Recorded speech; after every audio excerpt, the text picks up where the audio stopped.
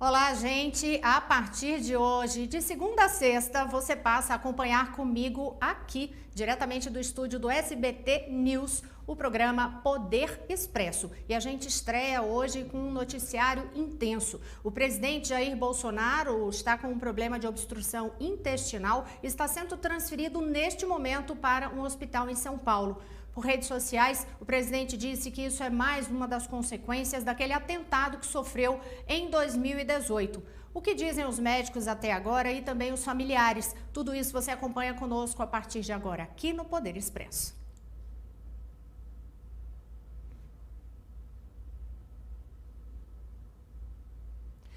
Eu já começo falando, obviamente, do que está acontecendo neste momento, porque o presidente Jair Bolsonaro está sendo transferido, ele foi socorrido de madrugada ainda, ele foi levado para o Hospital das Forças Armadas aqui em Brasília, sentia dores abdominais, já vinha com algumas queixas em relação à saúde nos últimos dias e aí hoje foi levado para o hospital. Quem está em frente ao HFA é a repórter Natália Fruet, e ela vai conversar com a gente agora. Natália, faz mais ou menos quanto tempo que o presidente Jair Bolsonaro já foi levado aí do hospital para poder embarcar para São Paulo? Oi, Rosiane, boa tarde para todo mundo que acompanha o SBT News. Já faz quase uma hora que o presidente Jair Bolsonaro deixou aqui o Hospital das Forças Armadas. Ele saiu daqui de ambulância, acompanhado do comboio presidencial, dos seguranças, em direção à base aérea de Brasília, para partir então para São Paulo. E como é que foi essa decisão de fazer a transferência do presidente Jair Bolsonaro, Rosiane, quem nos acompanha? O presidente, durante a manhã, veio para cá. Ele chegou aqui por volta das 4 horas da madrugada de hoje, depois que sentiu uma forte dor no abdômen. A primeira-dama, Michele Bolsonaro, foi quem acionou a equipe médica do presidente, a equipe médica presidencial. Então, eles decidiram trazer Bolsonaro aqui para o HFA. Ele passou por exames, foi sedado e aí também a equipe médica chamou o doutor Antônio Macedo. Ele que atendeu o presidente Jair Bolsonaro depois daquela facada de 2018 nas eleições presidenciais. E desde então, o médico Antônio Macedo acompanha o presidente Jair Bolsonaro. Foi ele também o responsável pelas 4 cirurgias que Bolsonaro fez por causa da facada, né, depois então do atentado. E desde então ele monitora a saúde do presidente. O doutor Antônio Macedo chegou aqui no final da manhã, consultou o presidente Bolsonaro, conversou com o presidente Bolsonaro e aí os dois, então, eles acharam melhor fazer essa transferência para o hospital em São Paulo para que o presidente possa passar por exames complementares. Lembrando que, primeiramente, a Secretaria de Comunicação do Planalto havia informado que a internação aqui no HFA era para entender as causas do soluço do presidente. Nos últimos 12 dias, para quem está nos assistindo entender, o presidente vinha relatando, né, conversava com apoiadores, participava de cerimônias e reclamava desse soluço que não passava. O presidente havia dito que era consequência de um implante dentário que ele fez, mas isso já estava durando muito tempo. Na sexta-feira da semana passada, o presidente fez uma viagem ao Rio Grande do Sul, em Caxias do Sul e Bento Gonçalves na Serra, e depois foi para Porto Alegre. Mas antes de ir para Porto Alegre, em um jantar com empresários, o presidente foi recebido numa vinícola e não pôde permanecer lá porque também passou mal. Então, por precaução, essa transferência agora lá para São Paulo, o presidente vai passar por esses exames complementares e só depois disso é a equipe médica que vai atender Bolsonaro em São Paulo que vai decidir se será necessária uma nova cirurgia de emergência ou não. Presidente, durante o dia eu conversei com os ministros, os assessores, que disseram que o presidente estava bem, falando, ele fez publicações durante o dia nas redes sociais, mas que eles resolveram então monitorar a saúde do presidente que já tem 66 anos, e acompanhar todo esse quadro agora para que não seja nada grave, Rosiane.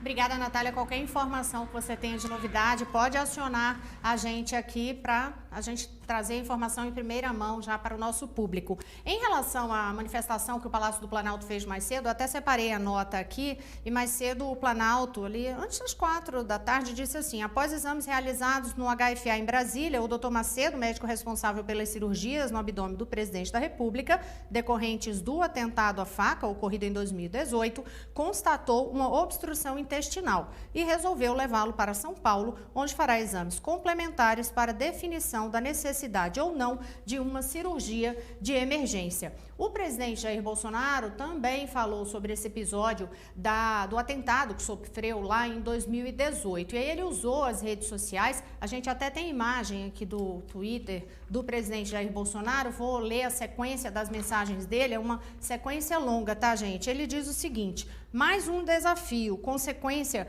da tentativa de assassinato promovida por antigo filiado ao PSOL, braço esquerdo do PT, para impedir a vitória de milhões de brasileiros que queriam mudanças para o Brasil.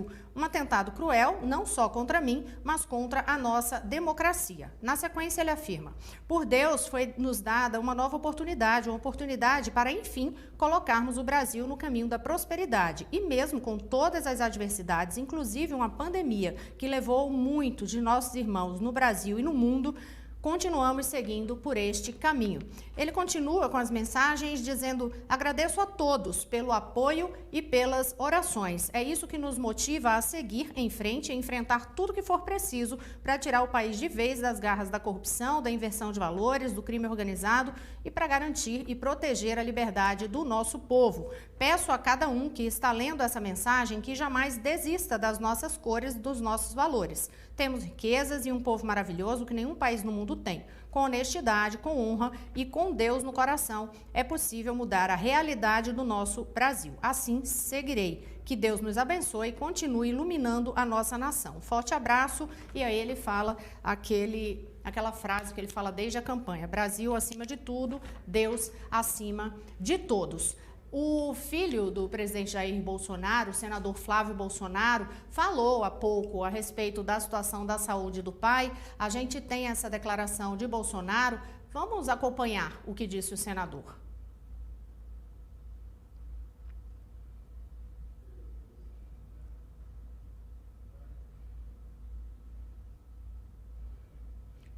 Eu acho que a gente teve um problema técnico aqui em relação à fala de Flávio Bolsonaro, mas em linhas gerais ele falava justamente que o pai tinha tido esse mal-estar, mas que ia ser submetido a esses exames, que tinha passado a tarde na CPI da pandemia, mas que aguardava essas novas informações em relação ao quadro de saúde do presidente.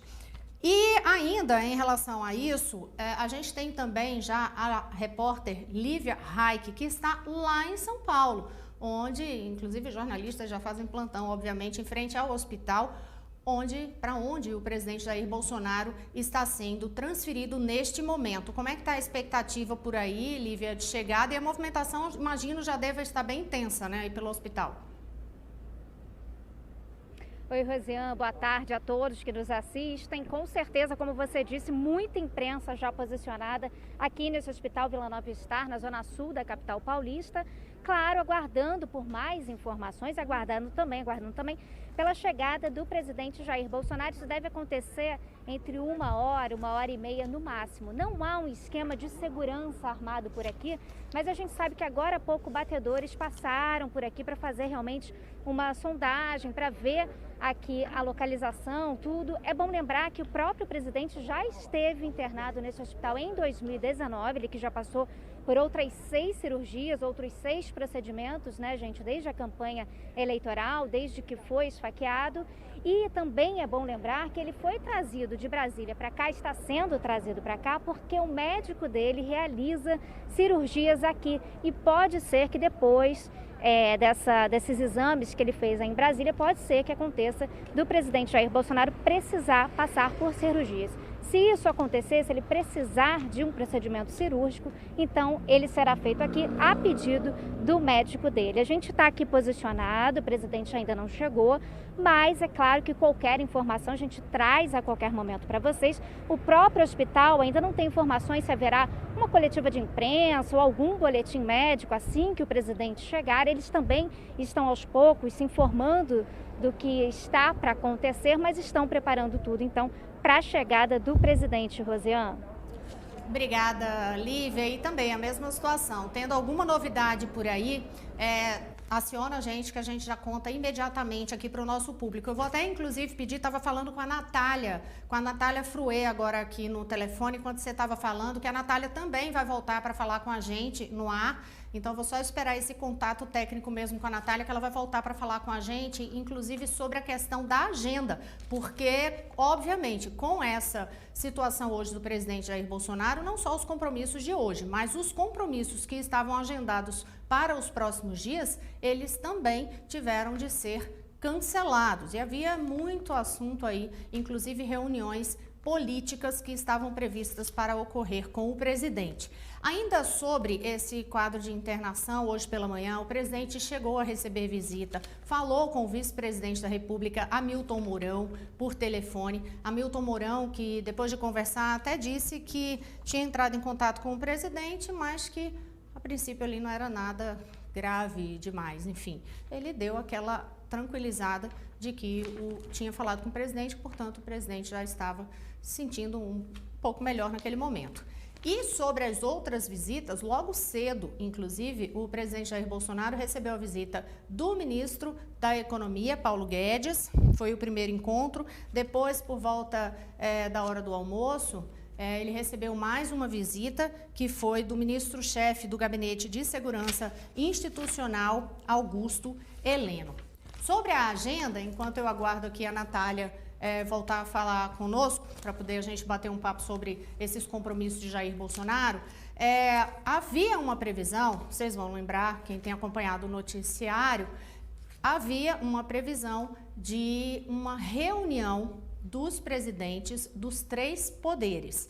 E essa reunião havia sido convocada, chamada, tinha sido uma organização do ministro-presidente do Supremo Tribunal Federal, Luiz Fux. Fux havia feito essa solicitação para realizar essa reunião hoje, 11 horas da manhã. Só que aí, logo cedo, obviamente, a assessoria já disparou, dizendo que havia sido cancelado esse compromisso, justamente por causa da questão da agenda, já que o presidente Jair Bolsonaro havia sido internado no Hospital das Forças Armadas aqui em Brasília. E para que seria, qual era o motivo dessa reunião? É aquele episódio, o presidente do Supremo Tribunal já havia chamado o presidente da República, Jair Bolsonaro, para uma conversa, para eles falarem sobre o clima entre os 3 poderes, porque ficou estabelecido um mal-estar nessas relações depois daquelas declarações que o presidente Jair Bolsonaro fez na semana passada, fazendo um condicionamento da necessidade de aprovação do voto impresso, que ele chama de voto auditável, para haver essas eleições no ano que vem. Ele faz aquela declaração dizendo que sem o voto impresso não haveria eleições no ano que vem. Aí ele argumenta que é porque a eleição já estaria ali como favas contadas, enfim, estou usando a expressão minha mesma. E aí o presidente fez essa declaração e isso gerou um desconforto muito grande entre os presidentes dos 3 poderes e eles todos se manifestaram, o presidente da Câmara, o presidente do Senado e o presidente do Supremo Tribunal Federal, Luiz Fux. Então a ideia era fazer esse encontro dos 3 para tentar acalmar os ânimos entre todos e ter uma relação institucional dos 3 poderes. Mas diante desse quadro de Bolsonaro hoje na questão da saúde dele, então não foi possível realizar a reunião com os representantes dos 3 poderes. Obviamente também não tem uma nova data marcada para isso. Agora, houve uma reunião até hoje, gente, do presidente do Supremo Tribunal Federal com o presidente da Câmara dos Deputados, Arthur Lira, mas não era para tratar da questão especificamente dessas relações dos 3 poderes, não. Era mais uma coisa relacionada à pauta da Câmara mesmo, dos deputados, e não para tratar desse mal-estar que ficou estabelecido em relação às eleições serem realizadas ou não no ano que vem. Sobre a questão do voto impresso, vale até observar que está programada para amanhã uma reunião da comissão especial que trata da PEC 135, que é justamente a proposta de emenda constitucional que estabelece o voto impresso no país. E aí essa reunião já tem um relatório favorável, mas o relator Felipe Barros, o deputado Felipe Barros, que é do PSL do Paraná, tem tido conversas nos últimos dias para tentar fazer alguns ajustes nesse texto e ver se consegue maioria para essa votação lá na comissão especial. A gente já tem Natália de novo, para eu poder voltar a conversar a respeito dessa agenda. Natália, agora há pouco, eu contava aqui, inclusive, para quem está nos acompanhando, que havia aquela reunião prevista dos presidentes dos 3 poderes que deveria ocorrer hoje. Aí foi cancelada, claro. Mas não era só isso de compromisso, tinha até reunião política prevista para os próximos dias, né? Como é que ficou essa questão da agenda e o que é que fica, no final das contas, cancelado nesse momento? Pois então, Rosiane, eu conversava com alguns ministros que o presidente Jair Bolsonaro, quando chegou aqui no HFA, não queria nem ficar 24 horas aqui. Disse que já poderia, depois dos exames, ir para casa. Mas agora, todas as agendas previstas, né, estão suspensas. Havia uma previsão, inclusive, de uma viagem do presidente agora no fim de semana, na sexta-feira, para Manaus. Também, por enquanto, essa viagem está suspensa. Logo cedo, como é que foi esse cancelamento dos compromissos? Oficialmente, assim que começou a informação de que o presidente tinha sido trazido aqui para o Hospital das Forças Armadas, o que disseram os ministros? Que aquela primeira reunião das 8 horas da manhã, que era do comitê que trata da pandemia, essa reunião já tinha sido cancelada. Inclusive, alguns ministros que chegaram para a reunião foram surpreendidos com a informação da internação do presidente aqui no HFA. Logo depois disso, o cancelamento, então, da reunião com o ministro Luiz Fux, presidente do STF, e os presidentes dos outros poderes. E aí, no decorrer da manhã, quando a gente vinha recebendo as informações de que não seria tão rápida assim essa passagem de Bolsonaro aqui pelo Hospital das Forças Armadas, então toda a agenda caiu. A primeira nota da Secretaria de Comunicação do Planalto informava que Bolsonaro ele deveria ficar em repouso entre 24 e 48 horas, mas essa informação também agora ela já está ultrapassada, porque agora quem vai determinar como é que vai ser a retomada da agenda vai ser mesmo os médicos lá em São Paulo. Uma coisa que me disse um ministro, Rosiane, e para quem está nos acompanhando entender, o presidente vinha muito incomodado com o soluço que durava 12 dias. Inclusive, ele reclamava publicamente, mas nas reuniões, nos compromissos oficiais, era ruim do presidente também poder participar, conversar com os seus ministros, justamente por causa desse soluço que não passava. Então, isso já vinha incomodando, irritando o presidente há alguns dias. Hoje, os ministros com quem eu conversei, eles disseram inclusive isso, que logo tudo se resolva e que o presidente possa voltar, então, 100%, sem aquele soluço que incomodava e que durou por muito tempo, pelo menos 12 dias, incomodando o presidente, Rosiane. Obrigada de novo, Natália. É porque, de certa forma, esse mal-estar que ele vinha passando já atrapalhava, não que cancelasse a agenda, mas já atrapalhava, né? Tanto nas conversas que ele tinha ali informais com os apoiadores, naquele cercadinho que a gente fala em frente ao Palácio da Alvorada e em outras localidades, quando ele parava para falar isso já incomodava, e também nessas falas mais longas. Ele vinha evitando, por exemplo, discursos longos, justamente porque isso já atrapalhava nesse dia a dia da agenda de alguma forma. Eu vou mudar rapidamente de tema, gente, porque tem outro assunto muito importante na pauta política hoje, que é a CPI da pandemia. Teve depoimento hoje na CPI da pandemia e é sobre ele que eu vou falar neste momento. Eu vou, se ocorrer algo que a gente precise acionar novamente aí, trazer informações sobre o presidente da República, Jair Bolsonaro, a gente aciona imediatamente e traz essa informação para vocês, então continuem nos acompanhando. Agora, em relação à CPI da pandemia, ontem havia um depoimento marcado, mas aí a depoente resolveu ficar em silêncio. Gerou uma polêmica muito grande e aí a diretora da Precisa voltou para o depoimento hoje, nesta quarta-feira. É a Emanuele Medrades. E essa diretora da Precisa, ela hoje fez algumas declarações, diferentemente de ontem, que optou pelo silêncio. Hoje ela deu algumas declarações e negou que tivesse havido uma cobrança ali, uma proposta de cobrança de $10 por dose da vacina Covaxin. Vamos acompanhar o que ela disse. Essa memória de reunião, ela foi uma memória unilateral, confeccionada pelo Ministério da Saúde, em que nós, parte da reunião, não tivemos a oportunidade de, enfim, ler ou assinar ou até validar o que ali estava escrito. O que eu posso garantir é que não houve nenhuma oferta de $10 por dose e nós, o tempo todo, tentamos que esse produto ele fosse mais barato para o Brasil. Eu vou, se vocês me autorizarem, claro, a gente não vai conseguir espelhar, mas eu tenho aqui até um cronograma das últimas vezes que eu evidenciadamente pedi que esse produto fosse mais barato. E, inclusive, a Precisa recebeu uma oferta de $18. E essa oferta a gente não repassou para o Ministério e no e-mail eu escrevo: esse valor está muito longe do que eu gostaria de ofertar para o Brasil. Eu escrevo isso. Não está nem um pouco perto do target que eu desejo. Então, eu não vou repassar esse valor. Então, se na memória de reunião constavam $10, é uma memória unilateral, eu não ofertei esse valor não foi praticado.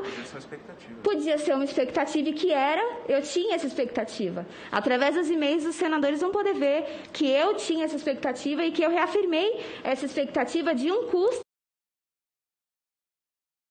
Esse depoimento se prolongou, porque, como eu ressaltei, ela continuou falando, diferentemente da postura de ontem, e aí o outro depoimento que estava programado para hoje foi suspenso, vai ficar somente para agosto. Sobre essa polêmica de ontem, gente, que era sobre a possibilidade de ela ficar em silêncio ou não ficar em silêncio, ela que tinha um habeas corpus ali garantindo o direito ao silêncio. A CPI chegou a ser suspensa, gerou uma polêmica muito grande. Os integrantes da CPI foram até o Supremo Tribunal Federal para perguntar, para saber do presidente da Suprema Corte, Luiz Fux, até onde ia esse direito e o que a CPI podia fazer. Fux garantiu o direito de silêncio à depoente e também disse que não iria interferir nos entendimentos da própria CPI, caso a CPI, por exemplo, considerasse que era um abuso da depoente e se a CPI poderia ou não dizer até onde a depoente poderia considerar que o que ela falasse incriminaria ou não. Isso gerou, inclusive, uma repercussão no ambiente jurídico e entre os advogados. Eu conversei hoje com o advogado Antônio Carlos de Almeida Castro, Cacai, que é um dos criminalistas mais famosos do país, e ele classificou de absurdo, disse que não pode ocorrer uma situação dessa de quem está fazendo a inquisição ali, quem está tomando o depoimento, ter o poder de decidir se a pessoa pode ficar em silêncio em determinada pergunta, se não pode ficar em silêncio em alguma outra pergunta.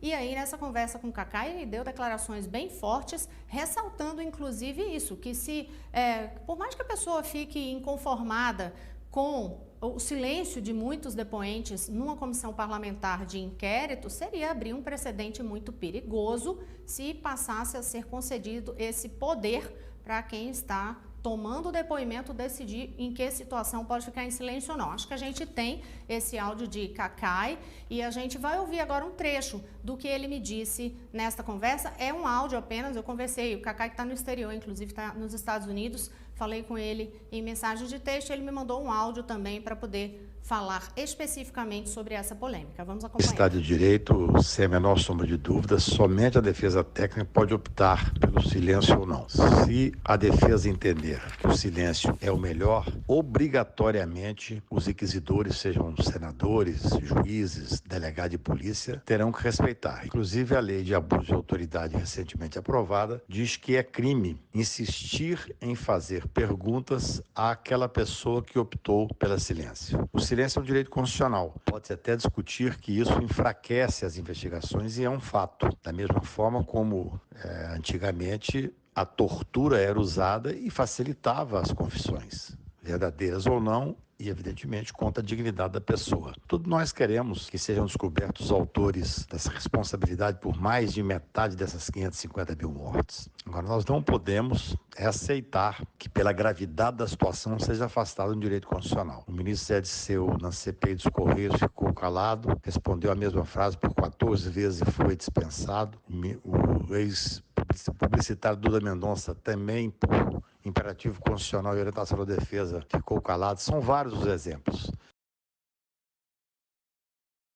Dessas pessoas que já foram ouvidas em CPI, ele foi advogado, inclusive, do publicitário Duda Mendonça. Então, lembrando que há um histórico, sim, de situações que os depoentes com o direito ali garantido no habeas corpus, de fato, não falaram nada na CPI, terminaram sendo dispensados, mas ressaltando que, claro, todos querem que essa investigação chegue a uma conclusão sobre quem é responsável ou não por essa situação de tantas mortes no país, mas que um direito constitucional, ele até ressalta aí a questão da lei de abuso de autoridade também aprovada recentemente, é preciso ser olhado com muita atenção. Mas é um tema que realmente gerou muita polêmica. Hoje, no final das contas, na CPI não houve um desconforto maior em relação a isso, porque havia uma tensão muito grande de ontem para hoje para saber qual seria o comportamento de Emanuele, se ela ficaria em silêncio, se diante disso os parlamentares que integram a Comissão Parlamentar de Inquérito considerariam algum tipo de abuso, ofensa, e isso poderia resultar numa voz de prisão, por exemplo. Então o clima estava muito mais tenso de ontem para hoje, mas aí ela chegou e aceitou responder as perguntas que estavam sendo feitas naquele momento ali na CPI. Eu ainda tenho tempo aqui para falar sobre mais um assunto e eu vou falar sobre a proposta de emenda constitucional que foi protocolada hoje na Câmara dos Deputados, que está sendo chamada de PEC dos militares. A deputada Perpétua Almeida, do PCdoB, ela protocolou essa PEC, conseguiu mais do que o número necessário, o número mínimo necessário, que é de 171 assinaturas, para que seja protocolada essa proposta de emenda constitucional. E aí ela concedeu, inclusive, uma entrevista coletiva. O que diz essa PEC, né? Essa proposta, que está sendo chamada de PEC dos militares, ela altera o artigo 37 da Constituição e acrescenta um inciso que o texto diz o seguinte, que o militar da ativa somente poderá exercer cargos de natureza civil na administração pública, nos 3 níveis da federação, desde que atendidos os seguintes requisitos. Aí vem aí o ponto. Se contar menos de 10 anos de serviço, ele deverá afastar-se da atividade. Se contar mais de 10 anos do serviço, passará automaticamente no ato da posse para a inatividade. E a deputada justifica que essa PEC é para evitar que haja aquele conflito da posição dos integrantes das Forças Armadas com situações político-partidárias. Porque há limitações, inclusive, dos militares, pelo que já estabelece a nossa legislação, em relação à participação de militares em questões político-partidárias. E aí, em relação a isso, ela até ressalta que o objetivo é fortalecer o caráter da Marinha, do Exército e da Aeronáutica como instituições permanentes do Estado e não de governo, porque as Forças Armadas pertencem aos Estados. E essa PEC vem sendo chamada, por exemplo, internamente ali na Câmara dos Deputados, como PEC do Pazuello. Pazuello, que é o general Eduardo Pazuello, ex-ministro da Saúde. E por que nos bastidores é feita essa referência de que seria a PEC do Pazuello? Porque ela surge justamente depois de todo um desconforto que houve entre integrantes das Forças Armadas pelo fato de o general Pazuello ter assumido o Ministério da Saúde no momento difícil no país de enfrentamento da crise sanitária, dessa pandemia que já tem mais de 500 mil mortes. E aí havia um desconforto internamente, inclusive sobre Pazuello carregar essa responsabilidade e levar para dentro do Ministério da Saúde e depois terminar transferindo para as Forças Armadas de alguma forma essa imagem, essa relação direta de crise que está sendo enfrentada na pandemia. Então, por isso que vem sendo chamada de PEC do Pazuello. Curiosamente, essa proposta de emenda constitucional, ela tem tido, inclusive, ali nos bastidores, um apoiamento de ex-ministros da Defesa, que também têm posicionamentos bem específicos sobre militares terem essas participações mais ativas na questão política partidária. Até com a expectativa da divulgação de nota de ex-ministros da Defesa em relação a essa situação. Portanto, a PEC é para determinar que os militares da ativa, eles não podem ocupar diretamente esses cargos de governo. Essa a ideia dessa proposta de emenda constitucional, lembrando que uma proposta de emenda constitucional tem um trâmite muito mais longo dentro do Congresso Nacional, precisa de uma votação com um quórum qualificado, é uma votação que precisa ser feita também em 2 turnos para que haja alguma alteração na Constituição. Com essas informações eu vou ficando por aqui, gente, nessa estreia do programa Poder Expresso. Espero contar com a sua audiência diariamente, de segunda a sexta-feira, sempre a partir das 5h30 da tarde, trazendo o noticiário bem na hora que está acontecendo tudo ao mesmo tempo agora aqui em Brasília. Sempre trazendo todas as atualizações sobre os assuntos mais importantes do dia, análises e também os bastidores, como você conferiu conosco hoje. Daqui a pouco você confere também um noticiário do SBT Brasil no SBT e, se quiser outros detalhes do que a gente vem falando aqui, entra também no site sbtnews.com.br. Eu espero vocês aqui amanhã. Até lá!